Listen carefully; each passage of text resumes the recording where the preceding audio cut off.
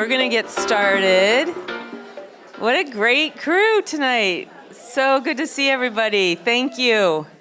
Welcome to PechaKucha Volume 41. I am Kirsten Isgro. I will be your MC for the evening, and I have been part of this crew for about 7 or 8 years. I'm going to introduce the rest of my PechaKucha crew. We're all volunteers. This is a passion project for us. We have Michael over here. We have Heather with the fancy skirt, Joel, Adam, and Karen in the back corner. We have been, this is a passion project, and welcome. I'm really curious.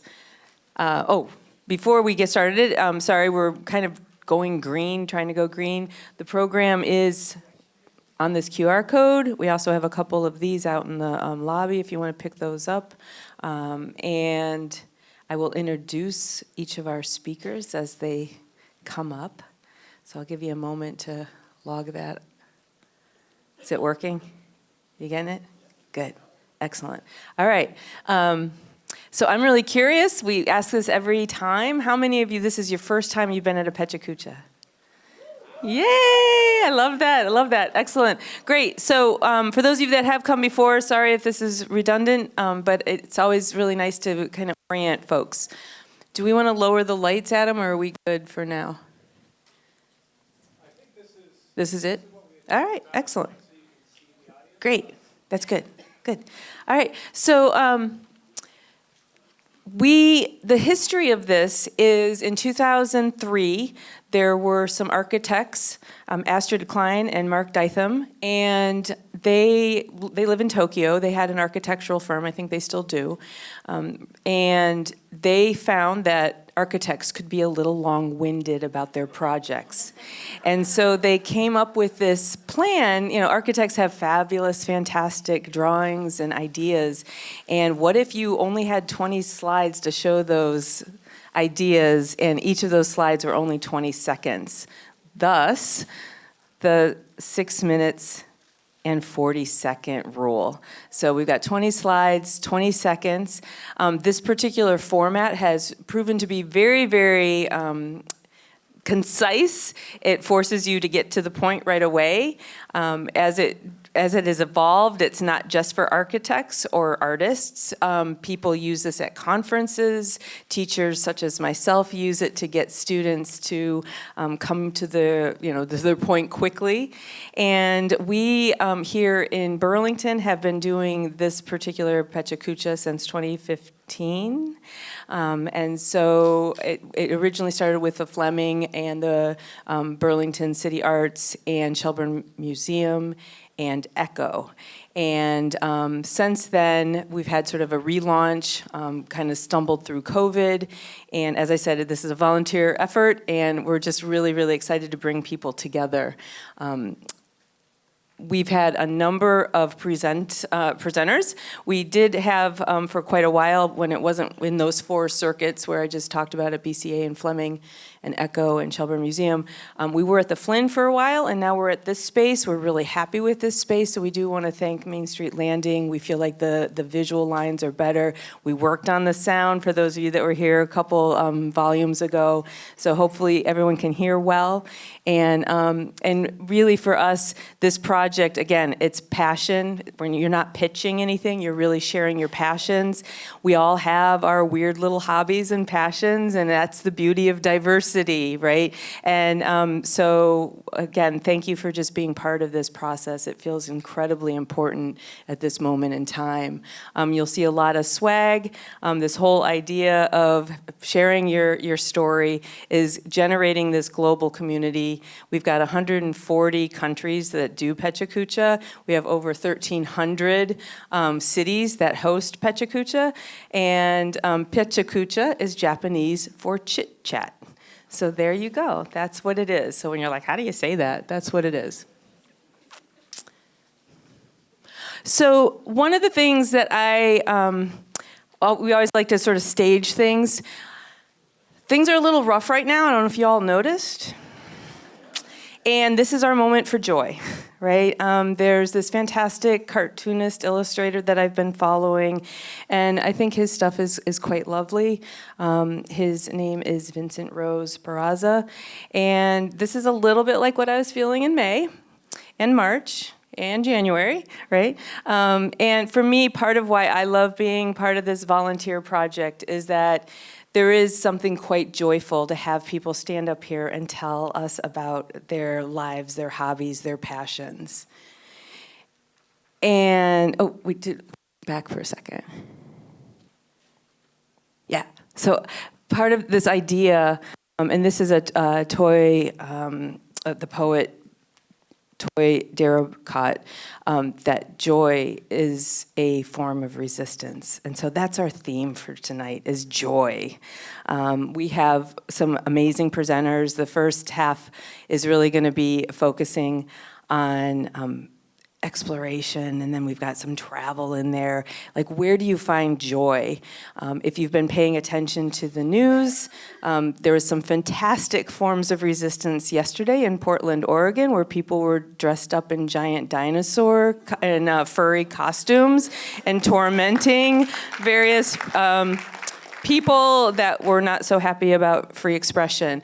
We did not include that, but you can Google it when you go home. It's really funny watching little dinosaurs harassing various ICE folks. Okay, so yes, joy. Joy is a form of resistance. And as I was walking through the Old North End where I live, whoever is the fantastic human that keeps writing these out on every crosswalk, and luckily we haven't had very much rain, so they don't disappear very much. But I just want to shout out, if that person is sitting in this room, thank you, because you give me joy at least 3 times a day.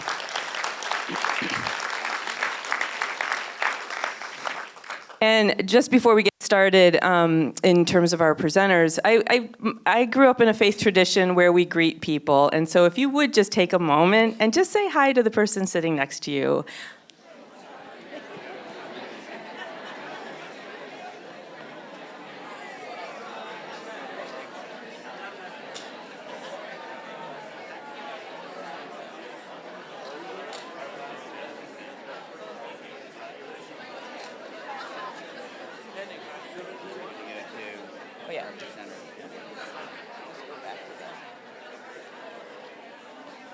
Excellent. Don't you feel good?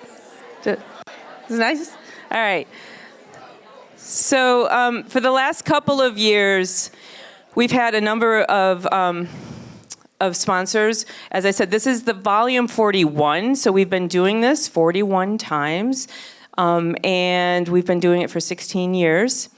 We have had, Mascoma Bank has been our sponsor for about 5 years, and this is the last formal sponsorship from them, but we do want to thank their long-term support of this endeavor.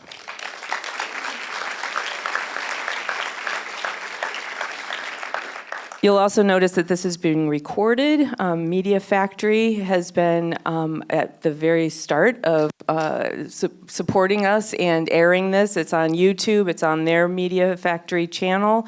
And we also have Solidarity of Unbridled Labor and 7 Days. All of these have been with us since the very beginning, so thank you. We also have foam brewers out in the lobby, so if you are not familiar with them, they are a local brewery that right down the street. Unfortunately, they close at 9, so we can't all go on, go drinking afterwards. But they will be here through intermission, so please help yourself. You have to pay, but please support local.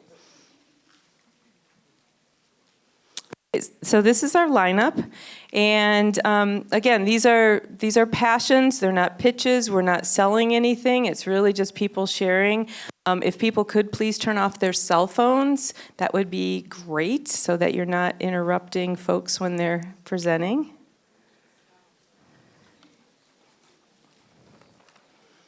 All right. So our first presenter is going to be Kevin Donagan. His title is Crowdsourced.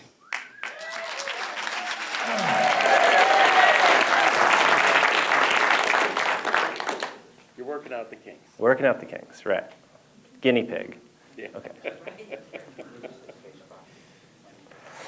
Okay. Oh.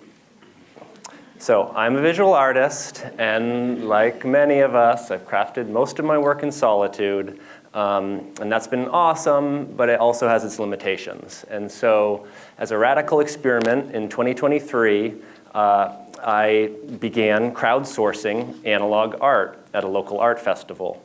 The concept was simple. I made a sign and then invited other people to paint on it with practically no rules. I'd stop people and say, hey, do you want to paint my sign? You can't mess it up because hope will be there no matter what.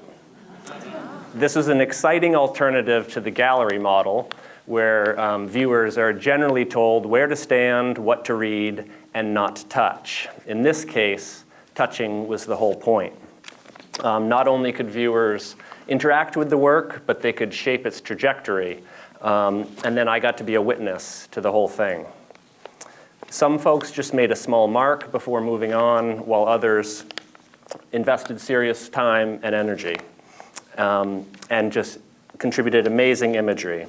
Dozens of people worked on it over the course of 8 hours, and then at the end, it was done. I didn't change a thing, and it was glorious. So later that year, I staged a second project at Art Hop. My approach was similar, but there were a few modifications, different word, LEDs, a little more dimensional, and it was up for 3 days. Oh, and no spray paint. I learned my lesson the first time. The children were amazing. They knew intuitively what to do. They'd see paint and brushes and white space and just go for it. Adults tended to be a little bit more hesitant, and they'd ask, like, are you sure we can paint? Like, anything? But most people caught on eventually. But I heard that some adults say, I haven't painted since 2nd grade, or I'm not an artist, but I'll give it a try. And sometimes the work was so swarmed that I couldn't see what was happening, but that just added to the excitement.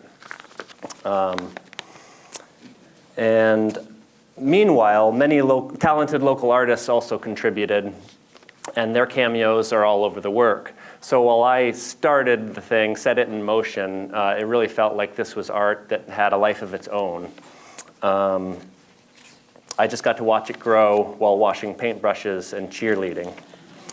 I since learned that this is not a unique approach to art making. Many artists, local and international, have acted as facilitators in this way. But what's special to me is that this art is really rooted in place, in the people and culture of Burlington, which is fitting because I, too, am rooted here. I have connections and trust in this community, which underpins the work, which is not to say that it's not messy and unpredictable, but it's also colorful, diverse, and caring. For me, this work embodies all of that and vibrates with vitality. After that, I did the next logical thing and let people paint on me while wearing a white suit, cowboy hat, and custom mask. This time, I was the canvas, an artist, and participant, and witness, all in one, which was way outside my comfort zone, but was one hell of a growth opportunity. I had prepared myself for awkwardness, but was disarmed by the intimacy. Sensing the brushes on my skin, breath on my neck, and prolonged eye contact made me feel really connected to the people painting me. Some folks even asked for consent before touching, which was very sweet. Ironically, it was also strangely impersonal at times when multiple people were working on me at once. Sometimes I'd go to shift my weight and someone behind me would say, hey, I'm working on something back here. Be careful. It was exhilarating to tiptoe into performance and challenge my own conceptions of the personal and the public. It was also heartwarming to have people respond with joy, humor, surprise, and playful interaction. And now I have a fabulous outfit, which I do wear out on special occasions. And I have had people stop me on the street and be like, oh my God, I painted on you. That's my cat that I was working on. And that's just more connection. This year, the crowdsourcing continued at Art Hop. I made 4 more Paint Me sculptures. But instead of simple signs, they had a little bit more character and new ways to interact. But they still revolved around the same simple concept and very few rules. Like other projects, people showed up and jumped at the opportunity to get their hands dirty, even in the rain, which confirmed for me that almost everyone craves an opportunity to be creative, especially if it's spontaneous, loose, low stakes, and non-judgmental. And for me personally, the experience of collaborating has forever changed my process. I do still spend a lot of time alone in the studio, but now I hanker for the excitement of and energy and variety of crowdsourcing. When I'm working by myself, I sometimes think, like, where is everyone? These experiences have opened me up to other forms of collaboration and expanded the scope of my practice. They have changed my aesthetic. They've introduced me to new friends and deepened old connections. They have given me invaluable perspective on myself and my town, so they really feel like gifts. For me, these projects represent a meaningful and ongoing dialogue with the Burlington community. I've worked hard to make them happen, but feel like the effort has been repaid tenfold. When I look at this work, I think, wow, we did this. So thank you, Burlington. I couldn't have done it without you.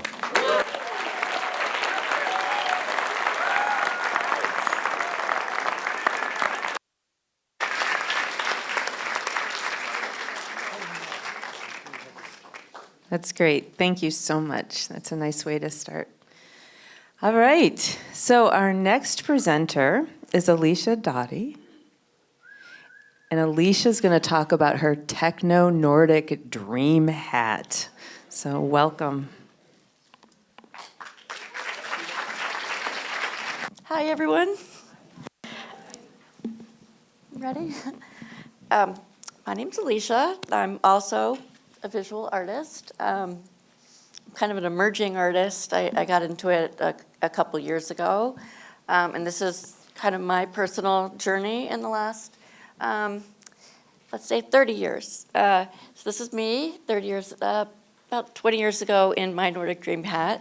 And I just recently started calling it that. I kind of feel like it's a talisman. It's something that just kind of popped up in my house again in the last couple months.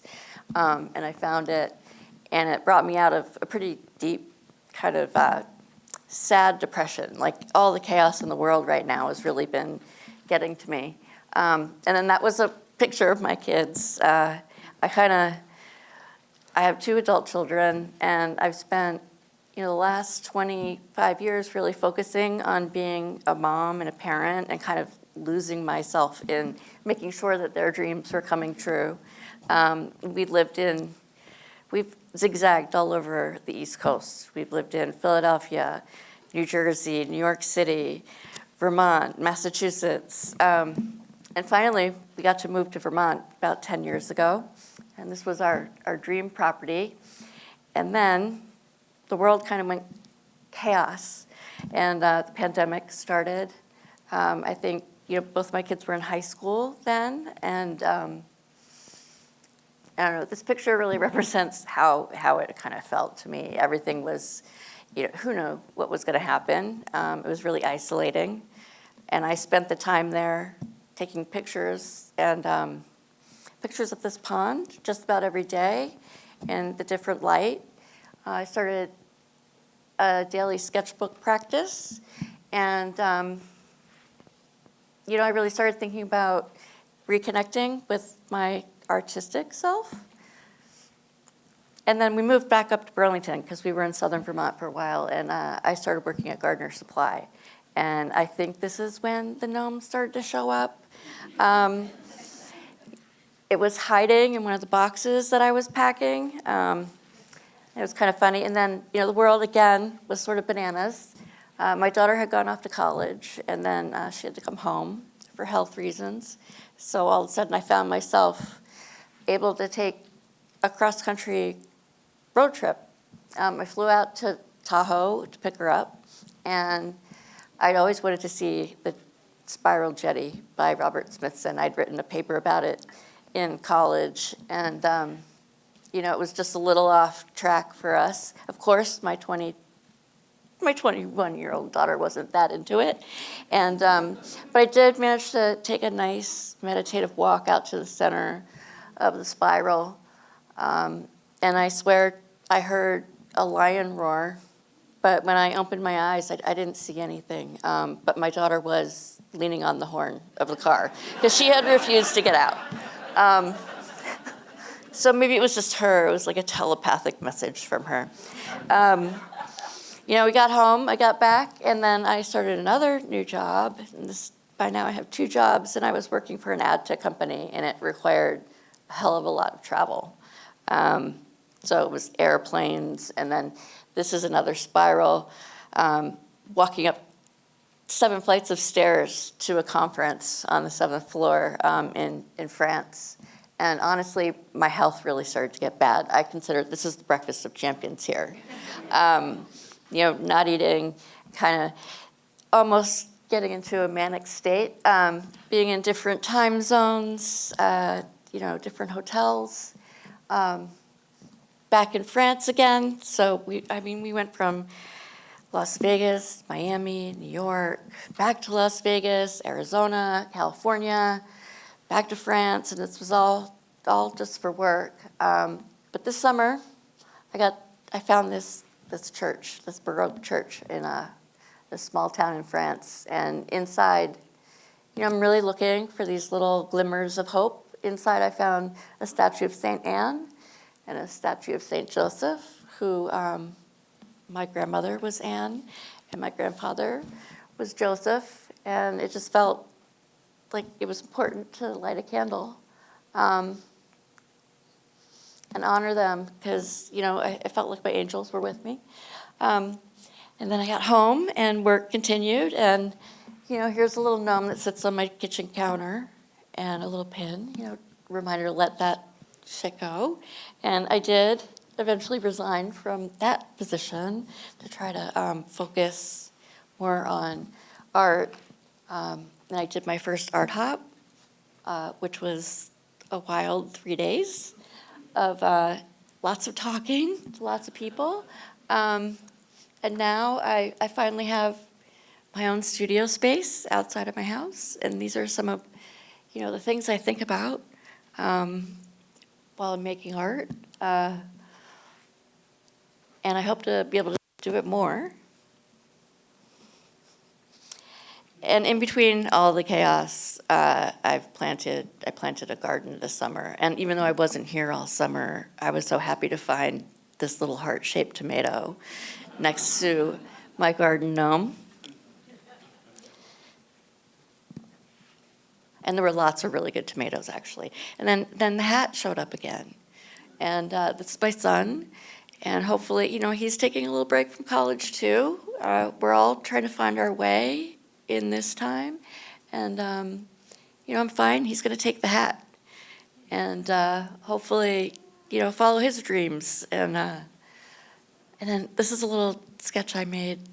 It's my hope for, world peace, the end of endless war, peace in the Middle East, and just a quiet, reflective little gnome. And that's it.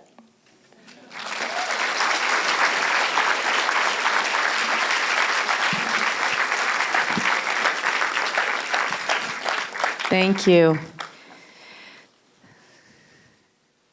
For those of you that are new to Vermont or Burlington or have never experienced the art hop, we've got 2 references already about the art hop. So south end of Burlington has what's called the Art District, and it's always the first weekend of September, and you've got lots of galleries and artists and food and fun and community. So.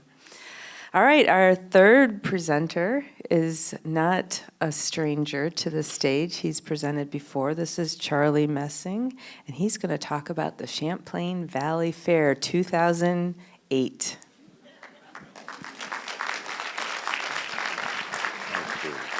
Thank you. How brief this will be. Hello, everyone. Hello, friends. If I don't know you yet, hello. And if we're, for some reason, enemies, hello to you, too. But I went to the Champlain Valley Fair a number of times, and this was in 2008, so if you were 20 years old, you might be a baby in one of these pictures on somebody's shoulder. There are crowd pictures. Champlain Valley Fair used to be crazy. I wasn't here when it was, but it had hoochie-coochie dancers. People got drunk, people had fights, people got in trouble. There was gambling. Not anymore. It's a lovely day. What a beautiful day it was. And you will notice, perhaps, that there were no cell phones. None. Mr. Sausage, he had a concentric ring like the spiral jetty, but made out of sausage on his grill. And the last item on his handwritten, hand-painted sign said, "Nothing, 10 cents." So I put a dime on the counter and I said, "I'll take one." And he nodded to me, took the money. Yes, you'll see the crowd. Here's the crowd. Everybody's ready to see the fair, and it's still early. To pretend to go up and down in Pharaoh's boat. Yes, this is not the most challenging ride, but an interesting ride, which I didn't go on. Some people really like to be in motion. Now here we have the Ring of Fire, and I suggest you go before lunch. As you will see in the next shot, which is actually pausing so that they can appreciate it more. And as I say, you don't go after lunch. So there were so many rides, and some of them were really wild. And these people are getting ready to go up in the air on this fabulous thing that I will describe as we see more of it. I cannot recall the name. It wasn't tilt-a-whirl, but it was like an advanced kind of thing. They're waiting to go up 60 feet and all of a sudden be dropped to 2 feet above the ground. They like that. And they're securely strapped in also. Yes. Now, we get to this thing. It's got branches. This is one branch. It's got 15 people on one side, 15 people on the other side. And not only does their branch rotate, but it is on a tripod, and the tripod rotates. And it's on a giant arm, so that they're 70 feet in the air, and the arm rotates, covers quite a distance, and so the arm rotates, and then the tripod rotates, and each of the branches rotate. I could not believe this thing.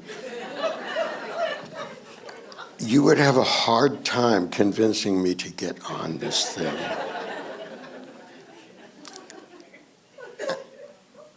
Perhaps you couldn't, no matter what you did. It's just one of those things where you hit it and you figure you're going to ring the bell. So the whole theme of this picture is like, hit it harder. Everybody has to hit it harder than they think. And no matter how hard they hit it, it doesn't ding. Ah, yes, another pre-lunch ride. You go around in a spiral, go up and down, and boy, they like that. I like the Ferris wheel. Now here's in the big top, you got a woman hanging and twisting on a silken rope, a silken blanket kind of thing, and she's smiling like crazy. And she's athletic as hell. And everybody's thinking, oh God. And now this is Thomas the Tank Engine and one of his big fans. He's delighted to be so close to Thomas the Tank Engine that he's been reading about for years. And Thomas doesn't look all that real. Now this is a real tiger at the fair. The tiger is very patient. He's calm. He's waiting someday to go where he can go be a tiger and run. And this, if you have deadly accuracy or spend enough quarters, until you finally hit something, you will get one of these worthless items. Yes, they're big, and hopefully they will stimulate more and more and more and more quarters. The art on this spook house. This is a ride inside. It's all dark inside, so they have the wall. And there's the good old devil. You wondered what he looked like? That's what he looked like. And this, some people waiting, thinking about going in, and you can see the queen of the fair. What I think of as the queen of the fair, and she's so lovely, so well painted. I was entranced, and I hope everyone else who saw her was. It was really nice, and I didn't eat a whole blooming onion, for instance.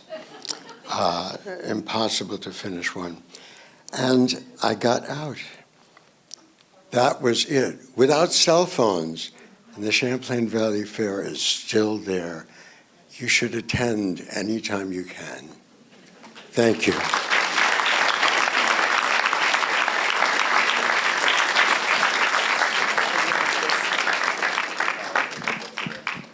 Thank you, Charlie. Everyone's hankering now for a onion bloom. All right. So we've got two more before our intermission. We have Paul Henninge, who is going to be speaking about communication, a love tragedy. Go ahead. My name is Paul Henninge, and I like to take photographs and integrate communications into them. Not always photographs, but I integrate these visual images, and I do it for contrast, or I'm trying to make a social statement. I've been doing this a long time. Back in the last century, I was using film, and I was taking a photography class, and I came across this political campaign, and of course I don't have to point out the mistakes of the stencil work and the unfortunate last name, but I just sat there with my camera, and I composed, and I waited for the next pickup truck to come over the hill. My first trip in Europe, of course, the signs are silly, and I'm silly too because I don't understand them. But in Europe, they use the triangles for a warning sign, and squares and rectangles are reserved for information. Red is the alert color. Here in North America, we're accustomed to using the yellows. I call it taxi cab yellow. I mean, what kind of guy takes a selfie of his bride like this on his wedding day, right? But we have 3 of these speed tables on Pine Street, but nobody really knows what they are, and they're not even labeled. But anyone could put yellow on a sign, but it doesn't really. Maybe it should have a warning kind of designation if it's with all the gas lines, or you know, the irony of the 2 other signs. I just can't drive past this stuff without photographing it, you know?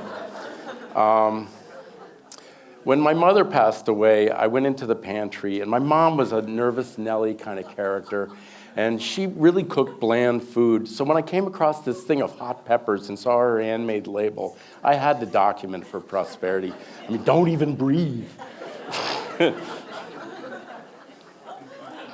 Now, it's not just signs. I'm taking pictures of monitors or CCTV images because, you know, I'm not going to I got to take a little ownership over my likeness.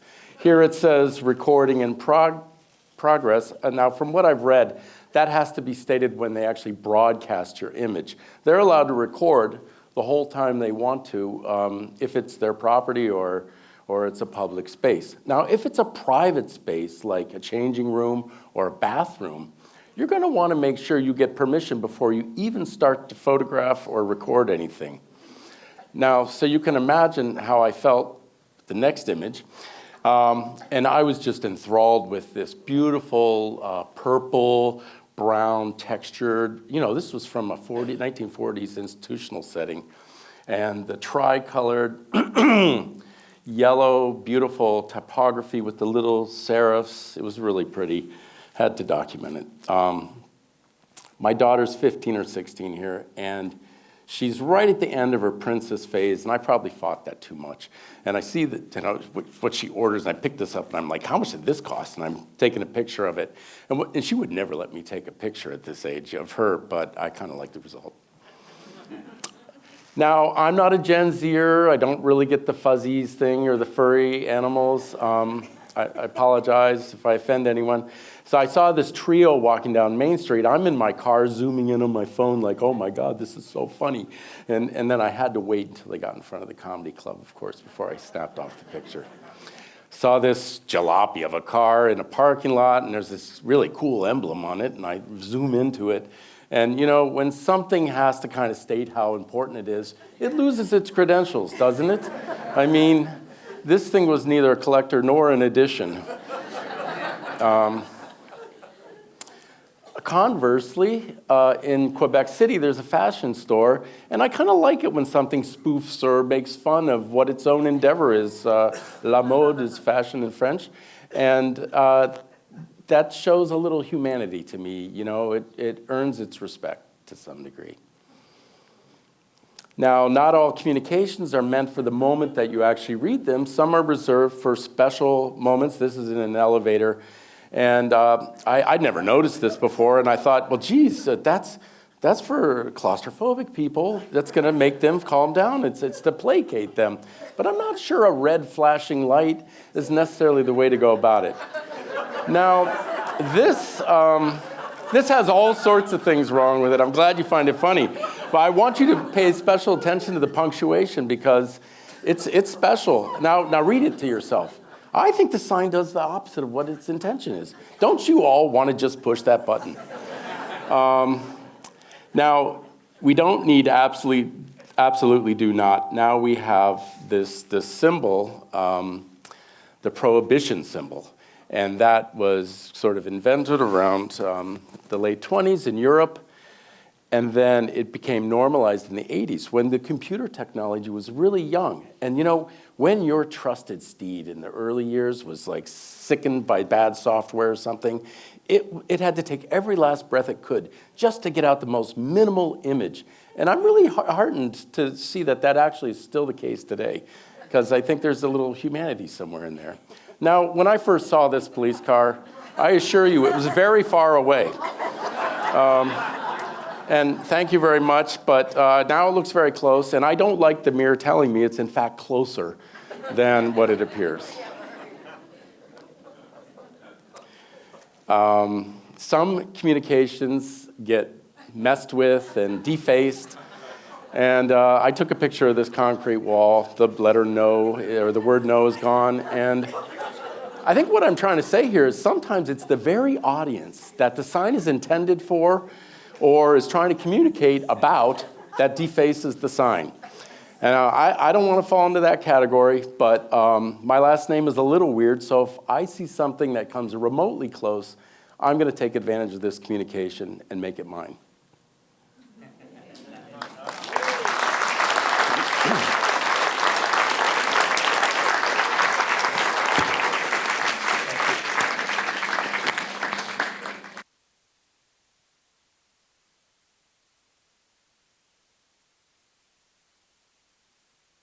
Thank you, Paul.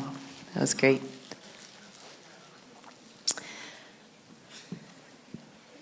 How's everyone doing? Yay! Do you have a little more joy than you did before you walked in here? So, excellent. All right, so we have one more before our intermission. And you ready, Linda? Excellent. This is for you, Judy. All right. All right. Okay. You're good? Okay. All right, so Linda Moran, Classroom Follies, 30 years in public schools across the country. And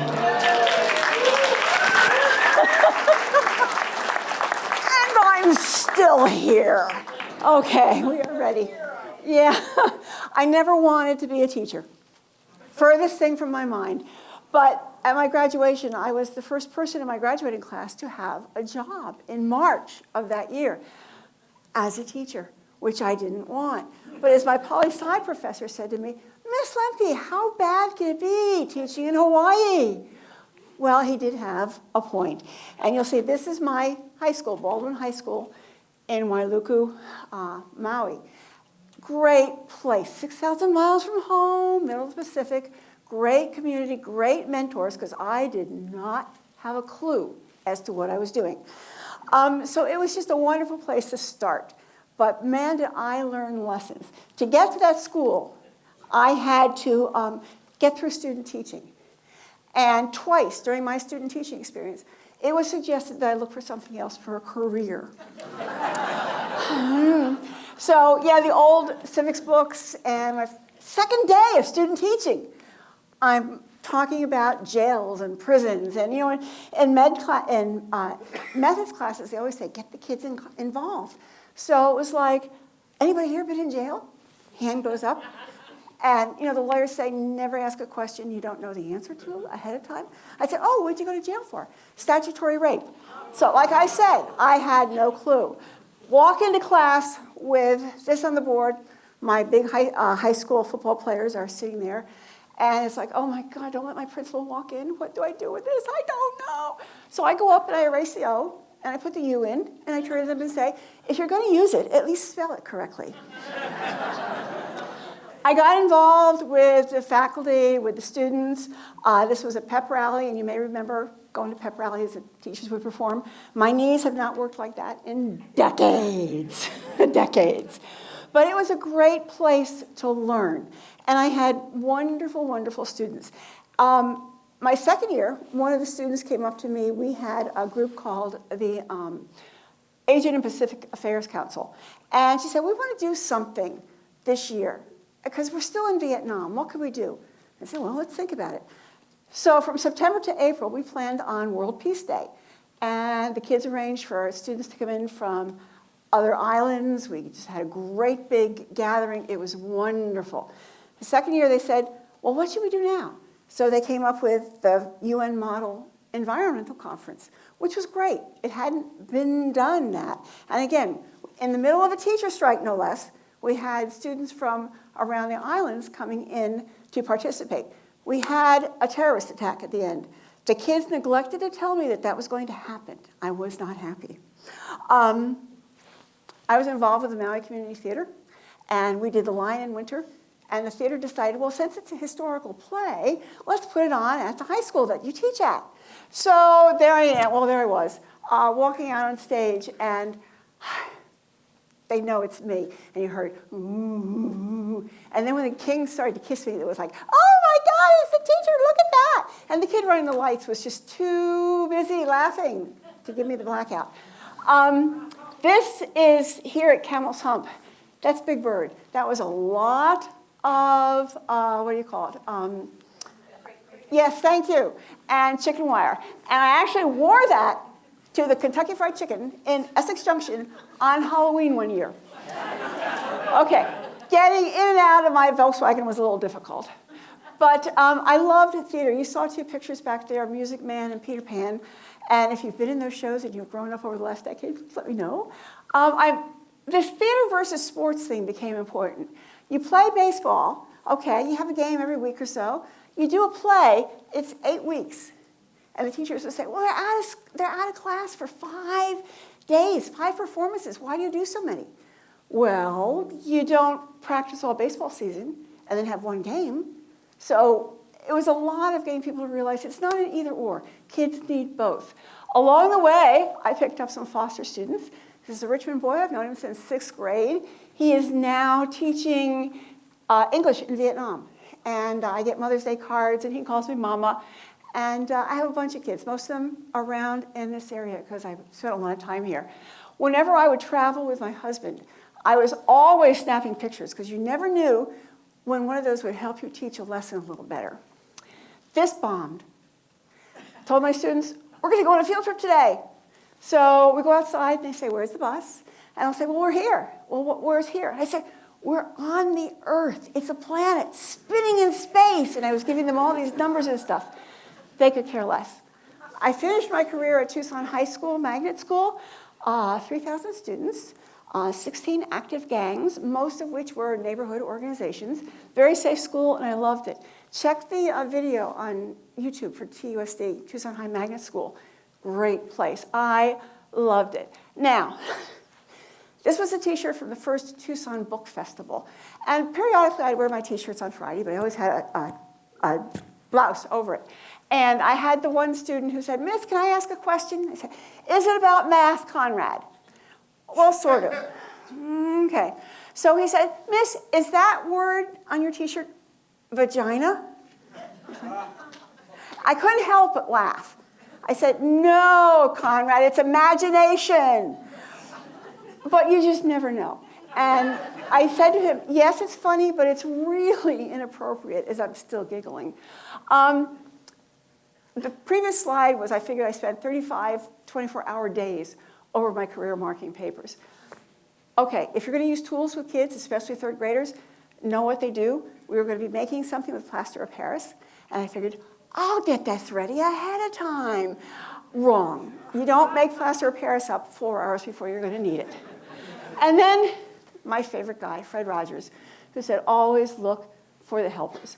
And I got to tell you, one of the things I came to realize after all those years of teaching is that we are first responders as teachers. We may not go into burning buildings or fight fires, but we're there when your kids need answers to questions.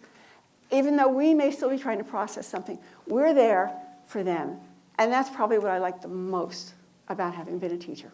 Thank you.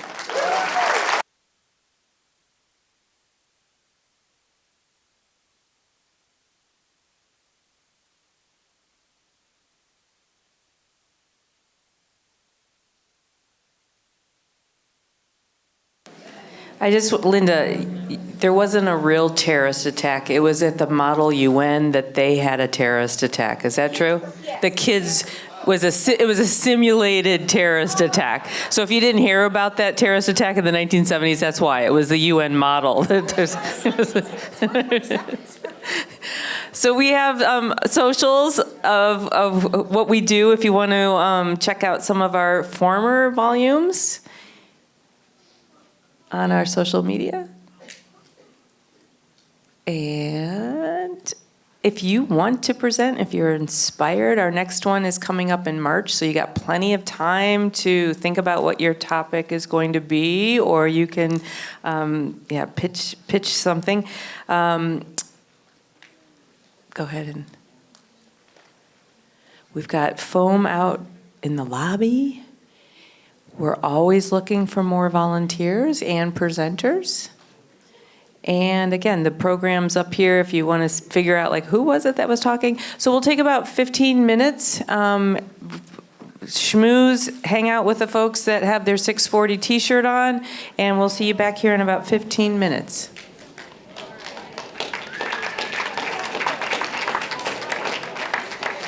All right, let's get started.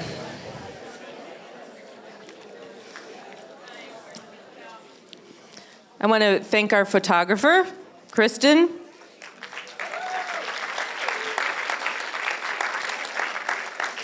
And again, if you are enjoying this, you can actually see 40 other volumes of PechaKucha on the Media Factory YouTube page.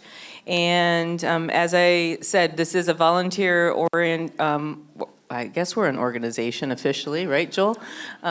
It's a volunteer endeavor. If you know somebody that would just love to be our sponsor financially, that would be great. If you want to donate us $5, we would love that. So just want to put that out there, that any help that you give us financially, or if you want to present, we welcome you. So thank you, Joel. Joel's doing a great job. Thank you. All right, so our second half, we've got 5 presenters, and we're going to start with Mark. Mark Stephenson's going to talk about time travel in the Arctic.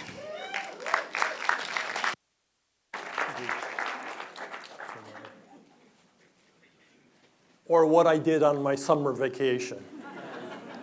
I'm very happy to be presenting today because I finally found a use for these note cards that are in my drawer. I have some extras if anybody wants any. 2,000 years before Christ, human hands picked up these stones and placed them here to create a sign for future travelers. We stumbled upon this landmark on our trip. It was the only sign we would see on our journey, historic or modern.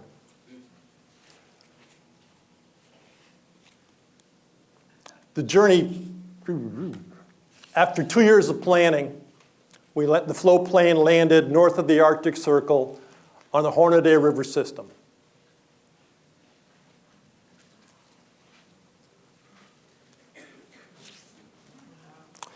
The journey began in 1980 with a trip across Hudson Bay to the Arctic.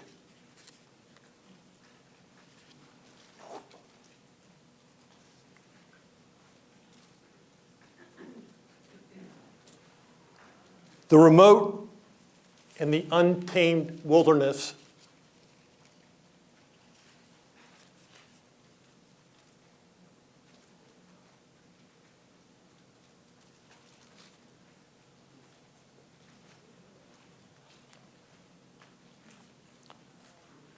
amidst the beauty of the landscape, your day-to-day is reduced to basic survival.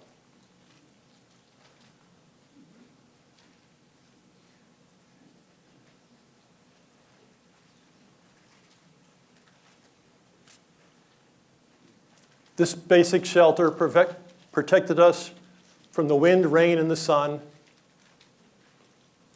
Your possessions are reduced to only basic objects, including lawn chairs.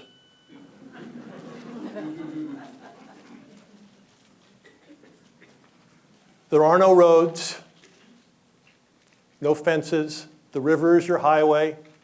The canoe is your vehicle, and the map and compass your guide.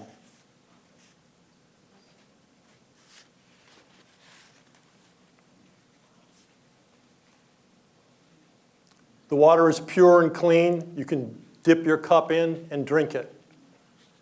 The surface is crystal clear.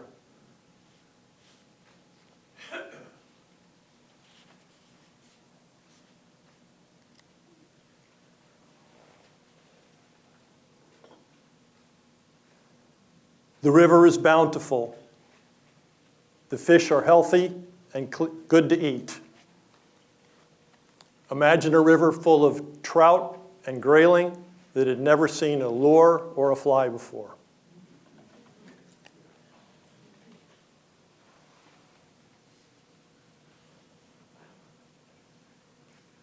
There are no campgrounds. There's no shelters. You're outside 24/7. When it rains, you get wet, and you travel on.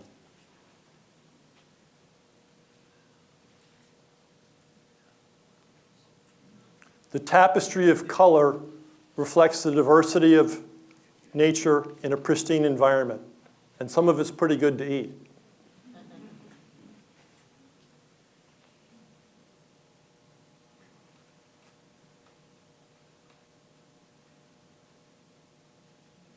Wolf track, caribou print. Tracking is the oldest skill known to humankind. You learn to hunt and you learn to not be hunted.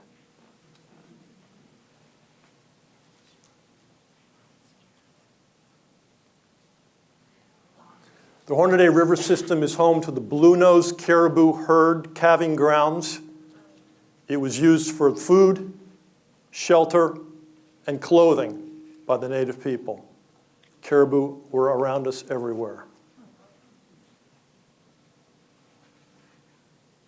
This 4,000-year-old site included many stone tent circles and food caches, which was the predecessor to the corner grocery store. We also found 2 wooden sled runners that were about 100 years old. They were relics of the last generation to travel with the herd. North American safari. The wolf, the caribou, muskox, the grizzly, and the wolverine. They traveled amongst us, they walked amongst us daily.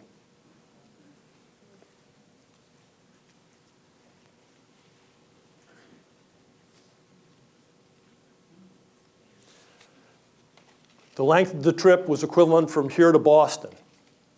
Every day, we broke camp, we packed our canoe, and we traveled lined portage and paddle down the river.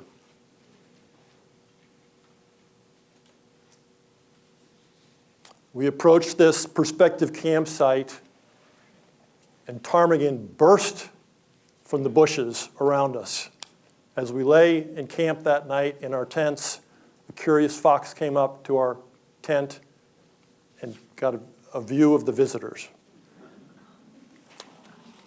These tundra swan feathers line this beautiful nest and warm the yet unborn eggs.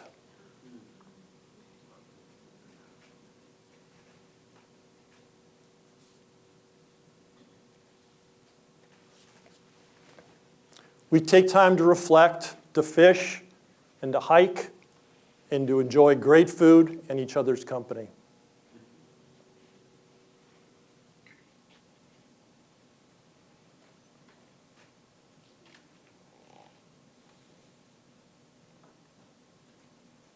The greatest part of this journey was to get to share this landscape with my 2 sons, Cody and Clark.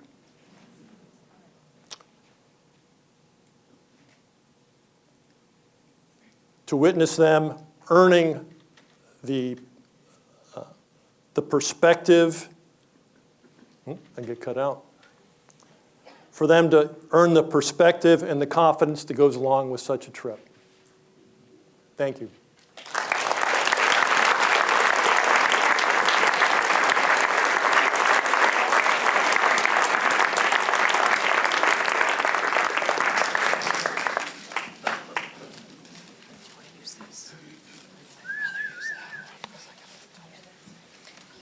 Thank you, Mark.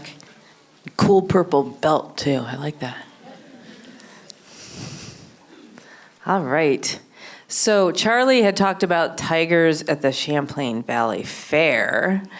Willow Hecht is going to be talking about tigers that she has known in another setting. So welcome, Willow.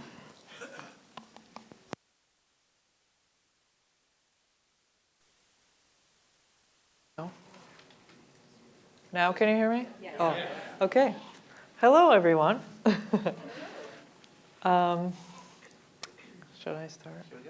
Yeah? All right. This is a story about how big cats saved my life. I've been lucky enough to make my passion for big cats and more broadly animal rescue my actual day job. So most of the photos you're going to see tonight are of animals I consider my friends. I am a cat person, and I come from a family of cat people. In the fall of 2006, I happened to read a letter in the back of Glamour magazine written by a man trying to defend his wife's fashion choices after Glamour had published this photo of a woman in head-to-toe mismatched leopard print. She was a fashion don't. That's what they said in the magazine. This woman was Carol Baskin, the founder of Big Cat Rescue, which at the time was the largest big cat sanctuary in the world with 125 cats of 16 different species. You may recognize her name from the Netflix documentary Tiger King, which is a whole different story for another day. I looked up Big Cat Rescue online, having no idea, like many of you might not, that there are thousands of big cats in backyards, basements, circuses, and roadside zoos across the country, and that a handful of accredited sanctuaries rescues them and takes care of them for the rest of their lives if they're really lucky. Big Cat Rescue's videos made me cry. These beautiful animals who were being abused, starved, and neglected were brought to this Tampa, Florida paradise where they had all the specialized care they needed. I became obsessed. At the time, I was 26 years old and had been disabled and largely bedridden from an illness for the previous 6 years from an illness called chronic fatigue syndrome. This illness had stopped my life in its tracks and turned it upside down at the age of 19. I was unable to work or drive or walk or really function much at all in the early years, and I spent most of my time sleeping in my room at my mom's apartment. I saw the Big Cat Rescue videos of the cats and I thought, well, I feel like crap all the time already. I might as well feel like crap down in a tropical paradise surrounded by big cats. So 6 months later, I moved to Florida. I did not have a job there. I did not know anybody there, and I had no experience taking care of big cats.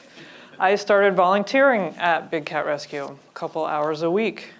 I started as a trainee keeper, cleaning small cat cages in the morning and then sleeping in the afternoon. And I eventually worked my way up to being a senior keeper, taking care of the biggest cats, feeding them, giving them medications. I became paid staff. I directed the education department. I lived on the property. And my favorite thing to do was to make enrichment for the cats, which is basically toys. Stimulates their minds in captivity and natural behaviors. I ended up running the enrichment committee for 3 years there as well. The ethos at Big Cat Rescue was basically 100% devotion to the cats at the expense of the rest of your life. So nobody cared that I was sick. I was expected to come and perform. I ate, slept, and breathed Big Cat Rescue. There was a time when I would have given my life to protect these cats. It was a bit cultish, I realize now. But if I didn't show up, the cats didn't eat, they didn't get fresh water, they didn't get medication. That's a big responsibility. We'd be out there in the torrential Florida downpour, in the hurricane, in the pitch dark with water up to our knees and flashlights, making sure those cats had a dry space to sleep and be out of the rain by moving their den boxes up there. Every night my duty was to make sure that the lock on the gate to the sanctuary was closed after everyone left the property for the day.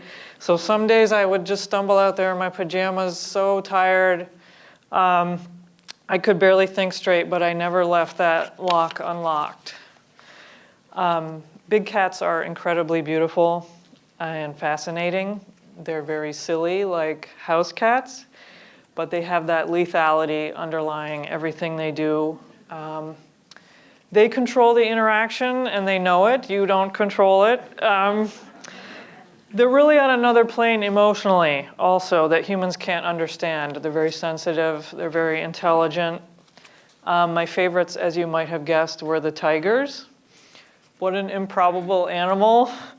A giant orange striped cat that likes to swim and has paws the size of your head and the strength of 13 men. There's nothing more beautiful and terrifying. That's the ultimate killing machine. Okay. And the cats choose you. You don't choose them, no matter how much you might love them from afar. There's nothing you can do to change their minds about you. but what an honor it was to be chosen. And I was lucky enough to be chosen by a few. After I left Big Cat Rescue at the end of 2014, I got a master's degree in animal welfare science, and I've worked with rescued animals in Peru, Colombia, Spain, and South Africa. I currently work in the Captive Animal Law Enforcement Department of PETA, where we file lawsuits to shut down the shady facilities and rescue all the animals from each one. I also got long COVID. So on top of the symptoms I already have, I now have a whole new batch of them. But I keep going because in the moments between the fatigue and the dizziness and the nausea, there is this. The only thing that really can get me out of bed, no matter how much I pay for it the next day. Thank you.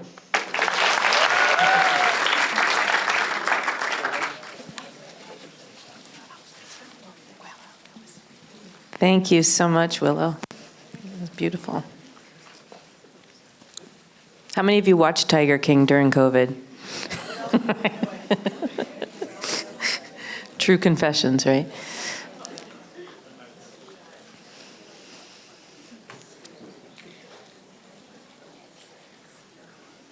So our next speaker actually has a couple things out in the lobby if you want to check those out after the show. I also believe she made banana bread or pumpkin bread. If you want to grab some of that too. So Suzanne Stimik is going to be talking about kindness of strangers. All right, can you hear me? Perfect. All right. I believe in something so totally ordinary, the kindness of strangers. We all experience those grace notes when somebody reaches out with their compassion or their help, and it just shows up that we are all tethered together. As luck would have it, this May, I flew out to the motherlode. I went to the Midwest to a graduation in Wisconsin and then on to Chicago. Everybody there, you feel like you're going to trip over, is so kind. And my last few days, I felt like I had a need. I wanted to document their kindness. I wanted to find the hope that it gave me and have it come back. So gave myself rules. I would await a connection that was random, engage, and then I would take a photograph and share the snapshot. Some of these connections lasted minutes and some hours. On a long Chicago bus ride, our laughter caught this family's attention. The son shared his proud parents were in America for his graduation and had never been here before. The mother spoke zero English, but we had a long bus ride and he translated. In 5 years, he would return to India for an arranged marriage. And my stop, she stood up, crossed the bus, hugged me, looked up and said, "I love you." Now, did she think that meant have a nice day? Or I'm hoping that she thinks it meant come to the wedding in 5 years in India. On our last day in Chicago, we were a little early for the institute, the Art Institute, members only. So I approached Terry, the guard, and asked, could we purchase our tickets a little bit early? Because we had to fly out. He disappeared in the museum, and he returned beaming. He had procured for us tickets to the show, tickets to the Frida Kahlo show, and free lunch vouchers. I said, why? And he said, I just felt like I wanted to be nice to you. Then it was off to the subway, which I don't love. On the subway, we studied the map directions really carefully. We read the signage, and then to be extra certain, we approached the ticket booth where Jesse was working. He looked up and said, well, you look smart. And he struggled from his seat and walked with a lot of difficulty. And he brought us right to the correct track, at which point I took his picture and he said, I can't wait to show these off. At the airport, all bets were off. Out the gate was a sandstorm that was blinding. Out the other gate was amid tornado warnings, was cats and dogs raining down. Our Burlington pilots were there. Felix was on one side, and I called the other Oscar. They were stranded, and all the monitors flashed delay. I was scared. I don't like to fly, but Myrna stood out. She was beautiful, and she was calm. So she led us from fear completely into calm and trust. She's a physics teacher, but she had been a flight attendant. She and I continued talking. We talked, of course, for hours then, but we continued texting, and she knows tonight I'm going to talk about her, and she's really thrilled and honored to be part of this. She went to her nephew's graduation a few days later. You never know where a connection leads. She's going to come visit next summer in Vermont. I can't wait to host her. I love Facebook Marketplace shopping. I've learned about this. No better place than at the base of Mount Willow. So I'll set the scene. I'm buying a canary yellow chair and ottoman. I marvel that Hannah squished those into her car. She's on her way to Australia to move, because they wouldn't fit in my car. 5 ladies hiked by, and they said, "We love the marigold yellow." We couldn't do it. 2 men joined in. They ended up taking the legs off. We're now 8 people to try and put this in my car. It didn't work. So 8 people doesn't work. Somebody said there's a pickup truck. And emerging from the truck is John, who you'll see in a second. He says, "I'm going up to Burlington to price chopper. Bingo." He tosses it in, takes off his shirt, which he then put on, to protect the chair from his truck bed. Mission accomplished. Both furniture and kindness were delivered right to my door. Now, next is a collage of photos. Anthony shared his favorite poetry that spoke of kindness. Laurent, you'll see later, is this amazing human being who emigrated to Burlington through Italy 40 years ago from Romania. Amazing story. And last month at a Portland restaurant, waiting in line for the bathroom, out emerges this wacky, crazy genie with a maniacal look in her eyes. She says, "Come in!" And she drags 5 of us into the bathroom and says, "Listen, it speaks. It's the foaming soap dispenser." And it did. It said, "What the hell, man?" I have video. You really can hear it. We hear that social connection ranks higher than diet or exercise or clean air for longevity and well-being. Well, studies also show that the highest is the incidental social connection, the weak tie that's made outside of your regular social connections. They tether us together in a way that teaches empathy. And it's really important because we now live in a fractured world. If our lives could intersect more with strangers and with kindness, do you think we could bridge some of our dangerous polarization? I think it's worth a try. Much in life right now feels big and difficult, but a smile and an open heart and taking a lot of time just finds a kind stranger, at which point the ordinary really becomes the extraordinary. I believe, frankly, it's a way to resist. Jeannie and Jacob stay in touch. They're getting married in Ireland tomorrow, and they're going to come visit me from Indianapolis looking for more soap dispensers. I really thank you for listening, and if any of this resonates with you about the kindness of a stranger, seek me out because I want to keep this going. Thank you. Thank you, Suzanne. All right. I don't know that Nat's going to explain his T-shirt. However, I like that, damaged goods. Okay, Nat Woodward is going to be speaking. You are here. Thank you. Microphone check. I wore this for you, Michael. We going? All right. So in the last century, I was invited to make a map. I was pretty excited because I love maps. I grew up without a TV, but I did have a 3-foot by 2-foot map from National Geographic of the United States. The map would be featuring a festival, and it would have to have a stage, and it would have to have some campgrounds. I looked at the past maps and started to ponder. I followed suit for the most part. When you do this stuff, you get a giant CAD file, which is like an engineering thing that I trace in Illustrator, and eventually came up with my first map. So I do this a couple more times, and eventually there's this thing that it's all going to come to an end, and it's got to be really special.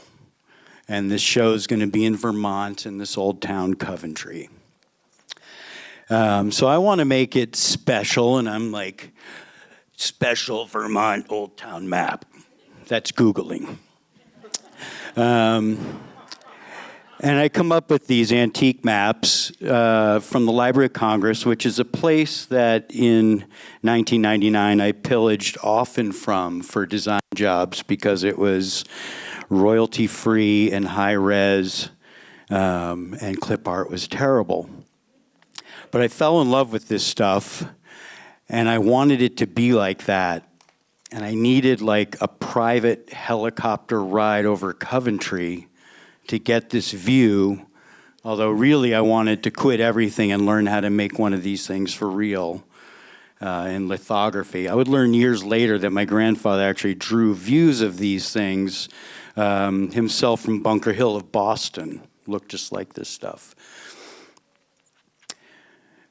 So I decide I'm working at a design shop, and I know upstairs there's this company that does a thing called GPS.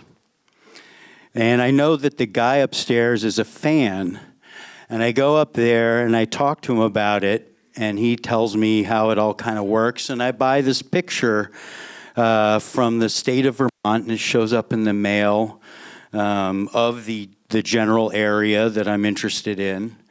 And I bring it to him, and he loads it up in his weird old software and the stuff that I've never seen. It wasn't old back then. That was a misspeak.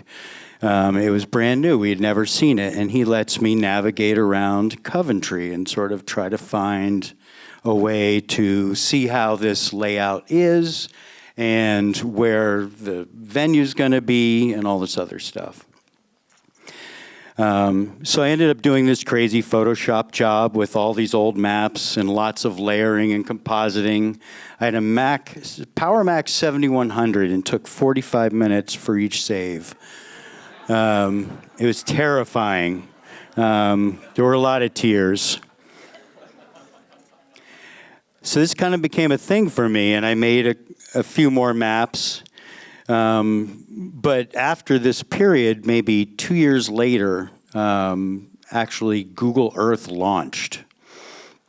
And Google Earth made it so I no longer had to go hire the guy with the funny GPS system, and I could kind of navigate around and figure out, how I wanted to approach this thing and do my panoramic map view, as these things were called.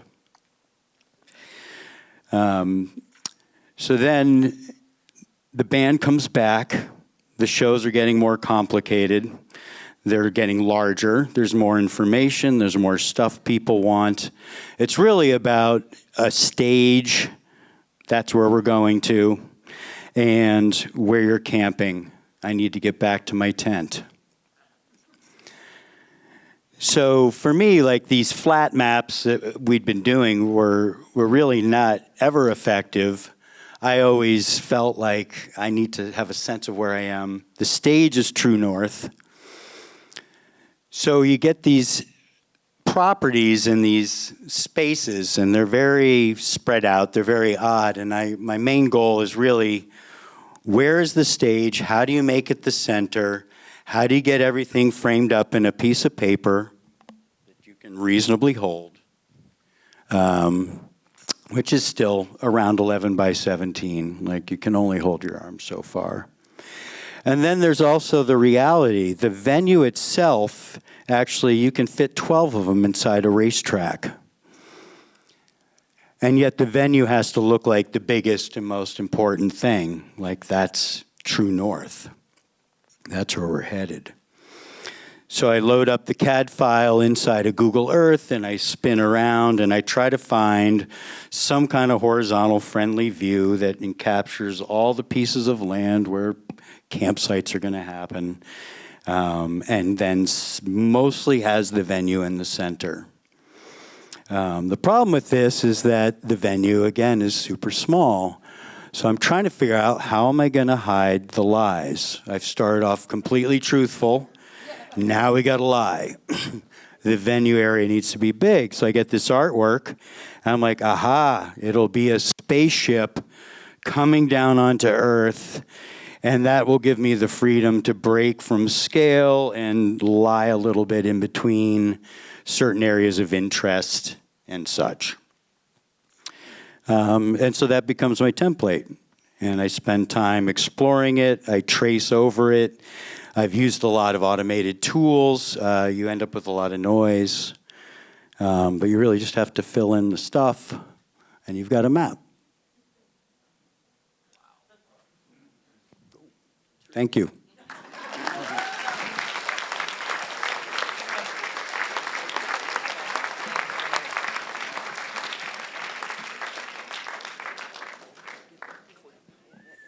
Fantastic. Thank you so much. Did people know there's this band called Fish that came out of Vermont? Nectar's quietly closed this week, by the way, for those of you that have been in Burlington long enough, 50 years. Quietly closed. All right, so our illustrious volunteer, Michael Jager, is our last presenter tonight. And he is going to speak about Passion for the Passion of, PSA from Joan, Carl, and my mother. How's that? Yeah. Good? All right. Cool. Now you can see how I don't normally sound like a squeaky Leonard Cohen or anything. That's not my normal voice, but I'm dealing with a bit of a scrappy throat. But anyway, I wanted to thank the PechaKucha team. This just does not happen overnight. Bringing the community together like this and having a relationship with the presenters and so on, it's kind of a miracle that it happens. And I want you're actually all part of a public service by doing this, because what we do when we show up like this and actually participate, we're putting a dent in this. This is what's happening. Ultimately, we want to get it to this. But I just wanted to share the thanks to the team. I guess the joy for me, the joy dimension of this presentation is really about the fact that we can put a dent in this, but it's by showing up. If you don't show up in your community, you don't have much of a right to complain about it. So anyway, thanks for the moment. All right, so let's go ahead and party. All right, well, so as a young boy, growing up 30 miles from here on a small farm, my young mother actually suffered from depression pretty severely, to the point at which she was actually in the state hospital for nearly 2 years. When she came home, she found solace in something that was really interesting, which was cinema and film. She could transport herself in film. And she took me on those journeys. And this was like before the Black Mirror action that we have, where you're not streaming films and all this stuff. It was like, Michael, Ben-Hur's going to be on at midnight on Sunday. We need to have tea and watch that. Or Terrence Malick on Tuesday night, Badlands is going to be showing. And I got completely captured by film and the importance of that art form and the cinematic art form. Because it is about truth and human story. The images that you're seeing here are from a film called The Passion of Joan of Arc. This film was made 100 years ago next year. It's a silent film. These images are from 100 years ago. The director, Charles Theodor Dreyer, or Carl Theodor Dreyer, was a Danish director. He's absolutely brilliant. And he had the vision for this film. And his director of photography, who was Rudolf Maté, they were a partnership that then connected with the person that you just saw, René Falconetti, who created a peerless role as Joan of Arc. What's amazing about this is this film is actually, it's based on true events. It's very important to keep that in mind. This is not some fabricated story. Joan of Arc was a real person. It was a real thing. The truth in this film is it was based on the transcripts from the court case and the trial. So there's no script. The script is actually the exchange between Joan of Arc and the interrogators. And it's very important to keep that in mind. What was going on was she had been betrayed basically by King Charles VII, who she had won the crown for because she heard visions from God. She talked to saints and angels, and she heard God's voice. And she basically saved France and brought him to power, and this guy basically abandoned her. So at that point, a teenage, illiterate farm girl who helped to end the 100 Years' War between France and England ends up being in the middle of an abusive power struggle between politics and religion. 17 years old, illiterate, and she's threatened with torture, coerced, forged paperwork, attempted rape, like insanity, absolute abuse of power, to the point that they finally broke her. And she couldn't even sign her name, and she marked a paper. They held her hand and marked a paper that said she denied her voices and she denied her faith. That night, she completely just broke down, and she couldn't accept that reality. She had been sentenced to perpetual life in prison. She couldn't deal with it, and she was like, I would rather die than deny my voices and the belief that I have. So she actually redressed in men's clothing, and that's one of the things. She was actually being tried because of being a religious heretic and a blasphemous woman who dressed in men's clothing and cut her hair like a man. That was part of the problem. So Couchon, who is played here by Eugene Sylvain, amazing, he immediately saw the opportunity to say, okay, so you want to, so he immediately puts it into motion that she's going to be killed the next day and burned at the stake as a relapsed heretic. The thing that is, just look at these images. Can you believe the power of these images and the truth of it? One of the things about this film is everything, 95% of the film is close-up human images. It's all expressed through faces and body language. Very little is shown of the set, though there was a huge set of the prison she was in, Rouen. They barely showed it. Look at this. Dreyer actually believed that Renee Falconetti was reincarnate Joan of Arc. He believed that that was the case. The thing that's important here is that this is about truth. It is art and expression of truth. One of the things that happened, this was so truthful, this film was shown in Copenhagen in 1926. The public had an incredible reaction to it, very powerful. The French government also, and the church, had a powerful reaction. They were not into it. They were being damned for what they did 500 years later. And they came in, memento mori. What you are, we once were. What we are, you will become. This was just before the execution in the film. One of the most powerful memento mori cinematic images ever made. So Dreyer ends up, they come in and they censor the film, cut it to ribbons. Ruined it, basically, to the point that Dreyer didn't even want the film shown. There was no truth left, no human story left. And then, shockingly, a couple of months later, a fire happened and the actual print was burned. Can you imagine that? How did that happen? But Dreyer, wiser still, this image is important actually, because it's actually a portrait of the people just before the execution is about to happen. It's a powerful cinematic image, but it's a kind of a portrait of empathy, sympathy, but also apathy. Somehow, we get convinced that the abuse of power is something we can't do anything about. And how is it possible that people could stand there and watch a 19-year-old woman burned alive because of abuse of power? And we still do stupid shit like that. This is a horrific reality. And one of the things that is great, that's a saving grace in this, is that Dreyer, wiser still, 60 years later, so 1926, leap ahead to 1986, there's reels that are found in an asylum in Oslo, Norway. He had made a print of his director's cut. That's what you're seeing. These images are art and truth transcending bullshit and lies. So these images are public domain. They're incredibly powerful. If you've not seen this film, it's important that you do.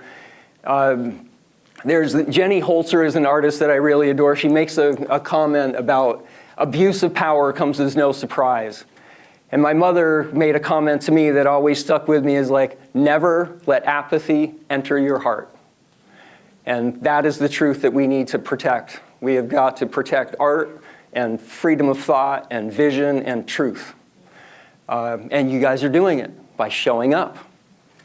You're fighting apathy. So watch Passion of Jonah. Thank you so much, Michael. All right, can we have just a round of applause for all 10 of our presenters?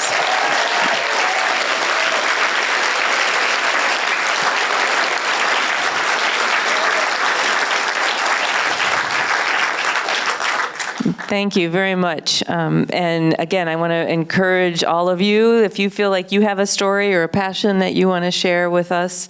I also want to thank our sponsors again.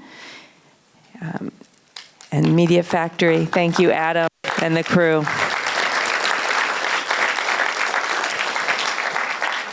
Foam is closed and they've left the lobby, but you can visit them again later at your earliest convenience.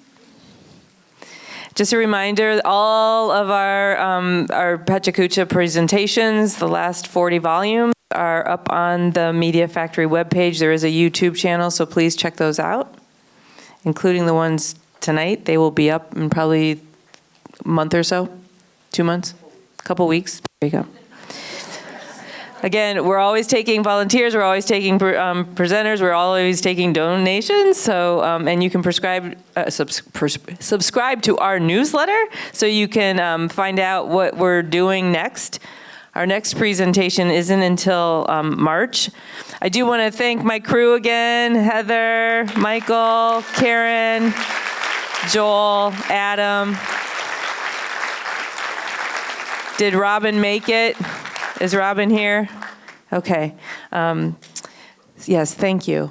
And then the next, March 12th, we'll be back here. So enjoy, be safe, drink lots of water, and have lots of joy.